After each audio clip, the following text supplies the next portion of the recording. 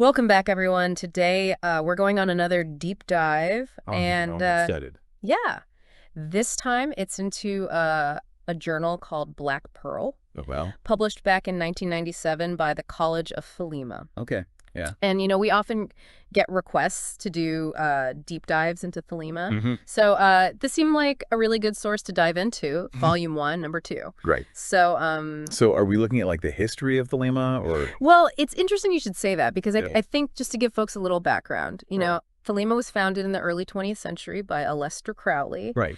And, And was he the only person involved or? well, that's a good question. I think, he's considered the founder, Okay. but the journal, mentions other organizations like the AO, Okay. the Hermetic Order of the Golden Dawn, the Right. Stella Matutina. Yeah, there are a lot of sort of esoteric organizations that were influential around that time. Right. And I think it's interesting how those groups played a role Right. in shaping Thelemic thought. Yeah. Now, one of the core principles of Thelema is Correct me if I'm wrong, but I think it's do what thou wilt. do what thou wilt shall be the whole of the law. The whole of the law. Yeah. And, that's often misinterpreted, right? No, absolutely. People hear that and they think, oh, so I can just do whatever I want. Right, like anarchy. Yeah, exactly. But it's not about that at all. It's about aligning yourself with your true will. Oh, interesting. So how is that different from just, like doing whatever you feel like? Well, your true will is like your true purpose. Yeah. What you were meant to do, Mm-hmm. not just those fleeting desires that we all have. Yeah. It's much deeper than that. So it's like figuring out what your real purpose is and then Exactly. Yeah. aligning yourself with that. It takes some soul searching to uncover it, but once you do, you're supposed to act in accordance with it. That makes a lot of sense. So is this idea of true will, is that laid out in the Book of the Law? Yes. Liber AL Vel Legis, right? Hmm. It's considered the foundational text of Thelema. Crowley received it in 1904. Okay, so Crowley is the founder. The book is like the guidebook. In a way, yeah. I mean, there are other texts and interpretations, but the Book of the Law is definitely central. Okay. Now, another thing that I found really fascinating in these excerpts was the concept of love under will. Oh, yes. That's a big one. It's kind of a different take on love, right? It is. It's not about romantic love in the conventional sense. It's more about a pure love that's directed by your will, free from possessiveness or negativity. So it's almost like a conscious choice to love. In a way, yeah. It's about choosing to love in a way that's aligned with your true will. So not just letting emotions run wild, but Perfect. being intentional with it. And it's not easy. No, I imagine not. So how do they suggest putting that into practice? Are there any examples? Well, there's this great excerpt where Sora Merrill, one of the authors, Hmm. proposes this code of honor regarding love. Interesting. A code of honor for love. What does that look like? It's essentially a set of guidelines for approaching love in a way that aligns with your true will Okay. and helps you grow spiritually. Okay. It talks about being selfless, compassionate, and understanding in your relationships. So it's kind of like a higher love. Exactly. It's about going beyond those surface level emotions and connecting on a deeper level. It sounds almost like a spiritual practice. It is, in a way. Yeah. And the journal uses these beautiful metaphors to describe it, like love and the dove and the serpent. Kind of like that. It's evocative. Yeah. It hints at the complexities and nuances of this kind of love. I see. So it's not just like a simple, straightforward thing. Right. It's about recognizing the power of love, Mm-hmm. its potential for both growth and destruction. It reminds me of the saying, fire is a good servant, but a bad master. That's a good analogy. Love Huh. can be like that too. Powerful, but needs to be handled with care. Right, right. And this whole idea of love under will, it connects really well with another key element of Thelema ritual. Yeah.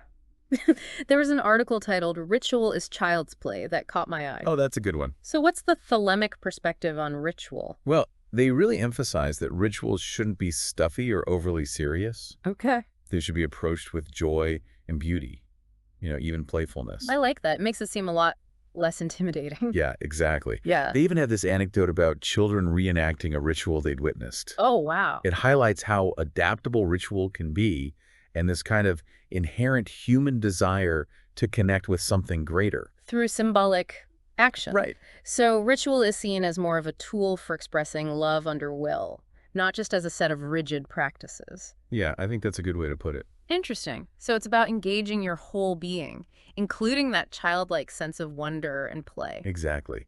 And speaking of engaging your whole being, we can't forget about the role of magic in Thelema. Magic. You know, whenever I hear that word, I always get a little bit, I don't know, apprehensive. Yeah, I get it. It can have some spooky connotations. Yeah, it makes me think of spells and sorcery and things like that. Yeah. What does it actually mean in the context of Flama? Well, in Thelema, magic isn't about hocus pocus or anything like that. It's more about um, a disciplined practice, like almost a science, Oh, interesting. Okay. focused on directing your will and your intention to bring about change. So it's more about personal transformation and self-discovery. Exactly. Not manipulating external forces, but changing yourself from within. That makes sense. And this journal actually goes into some detail about the practice of magic, right? Yeah, there's an excerpt called Ceremonial Magic Part 2, Wisdom in the Practice of Magic. And what does that tell us about how Thelemic magic works? Well, it outlines the 5 preliminaries and 6 ceremonial phases of Thelemic magic. 5 preliminaries and 6 ceremonial phases. So there is a structure to it. Oh, absolutely. It's not just random incantations and gestures. Okay, so what are these like preliminaries and phases all about? So the 5 preliminaries, those are all about preparing yourself and your environment. Purifying things, invoking divine forces, setting your intention, like laying the groundwork for the magic. Okay, makes sense. And then the 6 phases. Those involve specific actions and visualizations Yeah. to achieve your desired outcome. So it's almost like a step-by-step process. Yeah, you could say that. And they even give an example of a ritual called Liber Israf, which is used to invoke a god for wisdom and understanding. So you're calling on these higher forces to help you on your path. Exactly. Wow. That's fascinating. So we've got love, we've got ritual, we've got magic. It seems like we're really starting to get a feel for Thelema. We are. But the journal also gets into some really interesting and some might say strange mystical experiences as well. You're talking about those vision in the voice accounts, right? Yes. Those are where things start to get a little more out there, let's say. Yeah. Visions of other realms, encounters with strange beings, all that kind of stuff. What are those all about? Well, they're descriptions of journeys into the ethers. Okay, the ethers. What exactly are those? Think of them like different planes of existence, sort of like spiritual dimensions beyond our everyday perception. Okay, so it's like you're traveling to these other realms. Yeah, and they're often accessed through astral travel or altered states of consciousness. Okay, so what kind of visions are we talking about specifically? Like, what did Crowley actually experience? Well, there are detailed accounts of the 27th and 26th ethers in the journal, and they're full of really wild symbolism. Okay, give me an example. What kind of symbolism? Well, we've got goddesses, angels, lions, eagles, you name it. There's even a cauldron with a rose boiling inside. Okay, now you're just messing with me. A cauldron with a rose boiling inside. I'm serious. These visions are incredibly vivid and strange, Wow. but they're not just about pretty imagery. Crowley himself analyzed these visions, drawing on Kabbalistic interpretations to understand their deeper meaning. Oh, so there's a lot to unpack there. Yeah. It sounds like these ethers offer a real glimpse into the mystical side of Thelema, a realm where personal experience meets symbolism and all these layers of meaning. Exactly. They highlight the importance of seeking knowledge and understanding beyond just our ordinary reality. It sounds like we've only scratched the surface of this complex and fascinating world of Thelema. But before we go any further, I think we need to take a break. I agree. We've covered a lot of ground already. Yeah, these ethers deserve their own dedicated exploration, and we'll get to that right after the break. Sounds good. I'm ready to dive deeper. Okay, let's delve into these ethers, these vision and the voice accounts. I'm ready for some cosmic weirdness. Oh, yeah, you're going to get it. Okay, so where do we even begin with all of this? Well, I think a good place to start would be the 27th ether, Okay. which is described in detail in the journal. Okay. It starts with this angel Okay. with rainbow wings, All right. green, and silver armor. But here's the thing. What's that? This angel is also a woman, Oh, interesting. about 30 years old, with the moon as her crest. Okay, an angel who's also a woman. That's pretty unique imagery. It is. It definitely challenges some traditional notions. Mm-hmm. And what about the moon? What's the significance there? Well, the moon is often associated with duality, Oh. light and darkness, Right. ebb and flow, that kind of thing. Yeah. Remember, these aethers are all about symbolism. Every detail points to a deeper meaning. Oh, I see. So this angel, for instance, she claims to be the queen of heaven, earth, and hell. Wow, that's a lot of power. But the journal also mentions that she's crying out about being lonely and cold. Right? It's Yeah. interesting, isn't it? You'd think an all-powerful queen wouldn't experience those things. Yeah, I mean, that seems kind of unexpected. There's definitely a sense of longing there, Mm-hmm. like a feeling of incompleteness. Yeah. She even asks, when shall the war of the airs and the elements be accomplished? It's as if she's caught in this cosmic struggle, embodying both the power and the vulnerability of existence. That's pretty profound. So these ethers, it's not all like, blissful visions and divine revelations. There's this darkness too. That's right.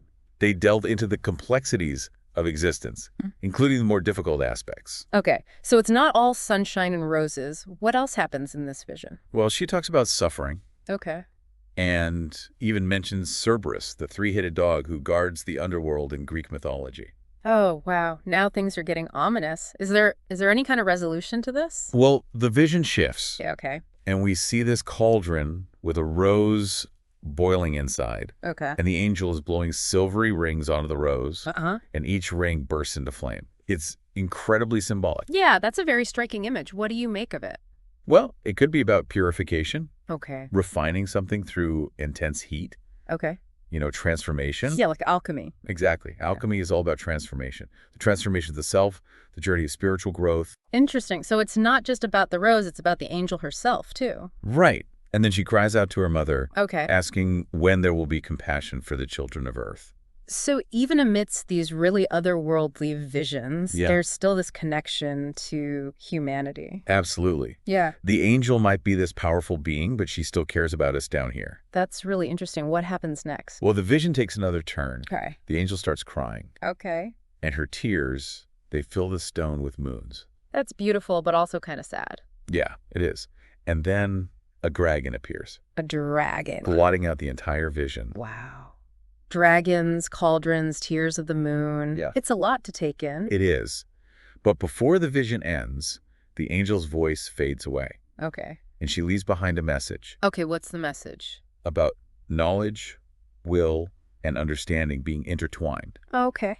And she also mentions a word, Makashan. Makashan. What does that even mean? That's a good question. Yeah. It appears in other Thelemic texts too, and it seems to relate to this idea of overcoming duality, finding unity in the midst of opposites. So it ties back into that concept of balance that we were talking about earlier. Exactly, finding that harmony between seemingly contradictory forces. Fascinating. So that's the 27th ether. What about the 26th? Well, hold on to your hat because this one opens with a black angel. A black angel. Okay, I'm intrigued. And he's so dark that he's actually blindingly bright. Whoa, that's a paradox. So what's the deal with this angel of darkness? He's a force of destruction and judgment, Okay. railing against false gods Mhm. and proclaiming his own name as righteousness and beauty. Righteousness and beauty. It almost sounds like, well, like the Lema itself. Yeah, you're right. It does have that ring to it. But this angel, he's pretty intense, even wrathful. Okay, so there's a darker side to this righteousness. Definitely. There's a lot of anger, Okay. even a curse directed at those who worship false idols. Wow, so not exactly a message of love and forgiveness. No, not this time. He talks about burning up the stars, Yeah. swallowing death and victory. Okay, so he's not messing around. Nope. It's almost as if he's embodying that destructive force Oh, yeah. that's necessary for transformation. Yeah, like clearing away the old to make way for the new. Exactly. So how does this destructive force fit in with the whole love under will idea that we were discussing earlier? That's a good question. Yeah. The ethers, they often present these contrasting figures and energies. Right, it's not all just one thing. Exactly. And this angel, I think he represents a kind of purging, a stripping away of illusions. Mm-hmm. He even says, truth itself is but illusion. Wow. That's pretty deep. It is. It makes you question everything. Yeah. So amidst all this destruction, is there any hope? Well, a golden egg appears on the angel's breast, Okay. and out of it hatches a golden eagle. A golden eagle. So there is some light in the darkness. Yeah. The eagle is a symbol of power, transcendence, Mhm. spiritual vision. Mm-hmm. But isn't an eagle a predator? Oh, yeah, definitely. And this eagle is wounded. It's bleeding. Oh. And its blood forms a veil over the entire vision. So now we've got blood, we've got veils, we've got a wounded eagle. It's a lot of symbolism to unravel. It is. But Crowley believed that the blood represented the transition Okay. between the old eon and the new, Okay. the death of old ways of thinking and the birth of something new. Oh, interesting. So it's like a shedding of the old skin, so to speak. Exactly. And the wounded eagle, maybe that symbolizes the challenges and sacrifices involved in that transformation. It makes sense. It's never easy to let go of the old and embrace the new. Right. And then to top it all off, the vision culminates with the appearance of Nuit, Okay. the star goddess, Right. and the winged disc of Rahuquit, both key figures in Thelema. So it's like this cosmic drama is unfolding. Exactly. It's a lot to process. Yeah. But these visions, they offer these glimpses into the deeper mysteries of Yeah. Thelema and the nature of reality itself. Yeah, they really make you think. It's mind-blowing, but also kind of overwhelming. It is. Maybe we should save the 25th Aether for the next part of our deep dive. That's probably a good idea. I need some time to digest all this. I hear you. It's a lot to take in. All right, so we'll pick this up after the break. Sounds good to me. Okay, so the 25th Aether, ready for more cosmic weirdness. Oh, you bet. This one starts with a golden rosy cross. Okay, I'm sensing some alchemical symbolism Oh, here. absolutely. Lots of layers there. But then it shifts to an angel with bright wings surrounded by this dark olive aura. Okay, and He's holding an amphora. an amphora, so like an ancient Greek vase? What's that all about? Hard to say for sure, but they often held precious liquids, right? Like wine or oils. Yeah. So maybe it's a symbol of some kind of spiritual essence Okay, I can see that. or knowledge. But then things get really wild. How so? A white horse appears, a black bull, Mm-hmm. and then a lion. Whoa, okay, things escalated quickly. And the lion, I'm assuming that's not just a random animal? Definitely not. You know how these ethers are all about symbolism, right? Yeah, it's all about the symbolism. So the white horse, maybe that's linked to Sagittarius. Okay. The archer, aspiration, higher knowledge. The black bull, maybe that's the earth element, grounding, primal instincts. Interesting. And the lion, what does the king of the jungle represent? Well, it swallows the angels riding the horse and the bull. Whoa, okay, that took a turn. Right. But the angel with the amphora, he manages to close the lion's mouth. Oh, okay, so the lion's contained, for now at least. Yeah. But its roar, it's described as something immense, like it could enkindle the worlds. Wow, that's a powerful image. It is. There's a sense that this force, it can't be held back forever. It almost sounds apocalyptic. Yeah, it does. And the lion actually speaks, but in an unknown tongue. Okay, so how do we know what it's saying? The journal gives an interpretation, Okay. and it's talking about destroying the old, burning up the stars, consuming death and victory. That's a message of radical transformation, sweeping away the old to make way for the new. Exactly. Very much in line with Thelema's emphasis on change and evolution. Right, right. So what happens next? Well, things get even more cryptic. The lion starts talking about a crowned beast, Okay. a woman of abominations, Right. and a figure with the secret of V. Okay, I'm officially lost. What does all that even mean? Well, Crawley thought this section was all about the beast 6666, The Beast 6666. a central figure in Thelema Okay. who represents the power of the individual will, breaking free from societal constraints. So is the lion like the same as the beast? Maybe different aspects of the same force. Okay, that makes sense. You know, the lion, he boasts about being more than the beast, Mm-hmm. but then he asks when men will flock to his gate and fall into his furious throat. Oh, wow. It's very striking image. It is. It's like you're both drawn to this power, Yeah. but also terrified of it. Exactly, like And that- a force you can't resist. Right. It's very primal. Yeah, and then it gets even weirder. The lion's teeth are described as letters. Go, right. His tongue is a pillar of fire, Right? and his mouth emitting pillars of water, like a living embodiment of the elements. It's like a force of nature you can't control. Right, and then the vision shifts again. This time, it's Crowley's own voice we hear. Oh, okay. So he's not just observing anymore. No, he's in it now. Okay. And what's happening to him? He describes being attacked by invisible angels, Yikes. crushed by millstones, cut by knives. That sounds pretty intense. It does. It's like he's undergoing this trial, a Mm-hmm. test of his strength and will. So it's not all about these grand visions and powerful beings. There's also this element of personal struggle. Definitely. He's being pushed to his limits, Yeah. forced to confront his fears and weaknesses. Yeah, it's like a descent into the underworld of the self. Exactly. Like a shamanic initiation. Right. You have to go through the darkness to reach the light. That's the idea. Yeah. And, you know, ultimately, that's what Thelema is all about. Yeah. Embracing change, challenging limitations, aligning with your true will, no matter how tough it gets. It's a powerful message. It is. But it takes a lot of courage and self-awareness to really live it. Yeah, for sure. These Vision and the Voice accounts have been quite a journey. It's amazing how much depth and symbolism is packed into these excerpts. They really offer this unique glimpse into the mystical side of Thelema. They do. Yeah. And it's important to remember that these are just Crowley's interpretations. Oh, absolutely. Yeah. The beauty of Thelema is that it encourages you to find your own meaning, Right. forge your own path. Do what thou wilt shall be the whole of the law. Right. Exactly. Crowley himself wrote, "The method of Thelema is science. The aim of Thelema is religion." So for our listeners out there, if you're intrigued by what you've heard today, Yeah. I encourage you to dive deeper into the world of Thelema, read Crowley's works, explore different interpretations, and most importantly, discover what resonates with you. Exactly. And remember, love is the law, love under will. Thanks for joining us on this exploration of Thelema. It's been a pleasure. And until next time, keep seeking, keep questioning, and keep diving deep.